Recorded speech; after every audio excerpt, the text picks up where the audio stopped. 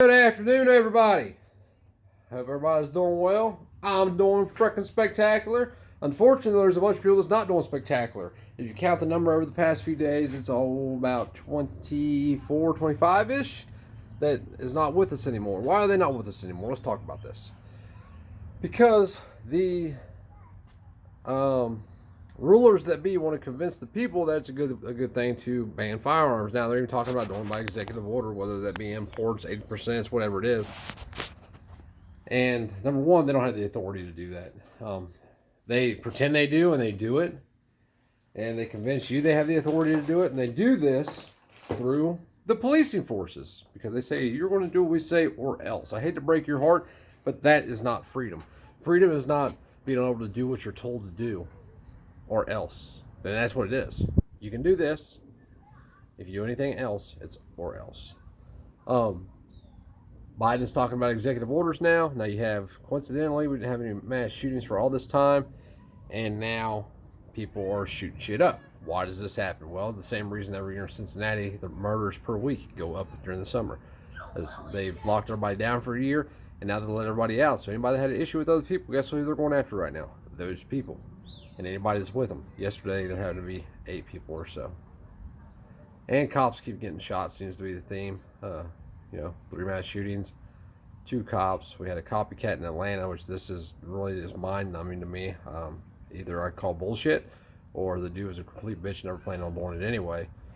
And I'm not saying he should have done it, because it would have been immoral. But if you're going to go through the trouble of putting on a vest, get all the gear and the shit in your car, and then they arrest you without a shot being fired, I don't understand that. So I call bullshit on that. But it's coming. Everything's coming. We all knew what was coming. I can't tell you what to do. I can tell you what I'm going to do. I'm getting away from this. This is called suburbia. We're leaving it. We don't even know where we're going, to be honest with you. She just asked me this morning, where are we going? I do not know. I haven't found the place yet, but I do know this. It's not going to be here. Worst thing that happens is we wind up homeless somewhere else, which we'd still be better off than we are here.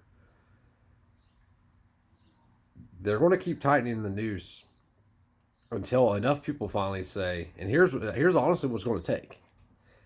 People not complying is not going to be enough, because they're still going to take you down one at a time. People saying we're not going to do it is not enough. They're going to take you down one at a time. It's literally going to take a massive amount of people to stand up and look at the police and say, we do not recognize what authority that you believe you have.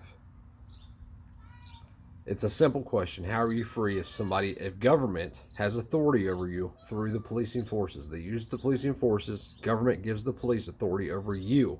100% authority. If you say, well, not as long as you don't commit crimes, they don't have authority over you. If a cop walks up to you for no reason, puts a gun at you, points it at you, and says, get on the ground, you have 2 options. Really 3 options, but 2 options probably if you're most people. Get on the ground or die. If you want to fight, you can fight. But at the end of the fight, you're still going to die, even no matter what happens in that fight, because they're coming after your ass with the full force of the government. I don't know. I wish I had the answers. The best answer I can come up with now is that we consolidate. We're literally selling all this shit, and we're rolling out. We hopefully we'll be out of here the next 45 days. That's the goal, to have the house on the market in the next 45 days. Is it going to happen? I hope so, because I don't want to be stuck here. Once the market crashes, the housing market, and it's going to. We are on a upturn. February, the housing market went down a little bit. We're hoping to ride out this until we get our house sold. And hope the great thing would be like sell the house and the next week the market crashes, because then we can buy land way cheaper. But that's not going to happen. But regardless, we're getting out of here. I suggest you do the same. Find a cul-de-sac somewhere. Build a cul-de-sac. Don't find one. Build a cul-de-sac somewhere. Only let people move around you that buy a bunch of land, build a cul-de-sac, sell off some partials, and only let people move there that are like-minded. If you're not going to protect your neighbor, if your neighbor's not going to protect you, you're not going to make it. They're now using the very documents they said that they don't record in order to get people. And it's complete bullshit. It's 100% bullshit. And I seen a comment. I think I mentioned this yesterday. I don't know if I posted this video. I make videos all the time. I don't post. I need to start posting on Patreon. But somebody left a comment the other day about the portable wall hanger guy that was saying that he was selling drop-in auto steers. Like, the guy was making them and saying that. It wasn't anything like Auto Key Card where he was making a product and then somebody else decided to make something else out of it. Totally different thing. And there's a video on CRS Firearms and Reno Mace channel of the FBI raiding this guy's house, the ATF, ICE raiding this guy's house, and somebody left a comment, why didn't they stop that they got the real criminals like why didn't they stop the guy in Boulder, Colorado? The guy in Boulder, Colorado hadn't committed a crime until he committed the shooting.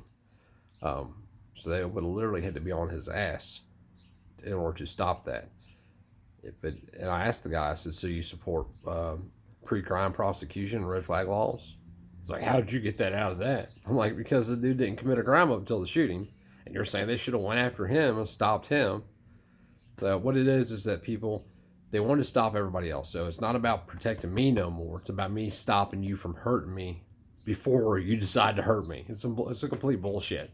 The reality is it's my job to protect me, my family, my home, my property. Everybody took that position, and that's how it's supposed to be in this country. Like, for real, that's how it's supposed to be. And if everybody took that position, it'd be a far better place. But it's not. It's twisted. It's fucked up. It's nothing like it's supposed to be. And will ever get back to the way it was? Probably not. Best case scenario, there's a succession, a war, and whoever lives through it could possibly be free.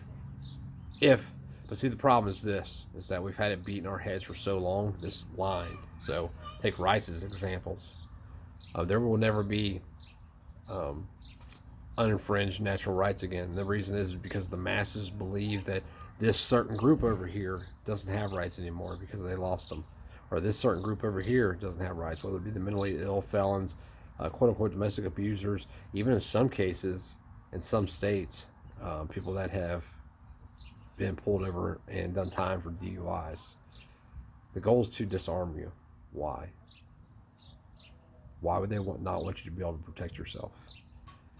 You cannot stop evil, and we can see throughout history. We can see through recent history. If you look across the pond in Europe, stabbings, acid attacks, all that shit went up when they started banning rifles or banning firearms. You take the firearms away, somebody's going to use something else. You can't legislate evil away.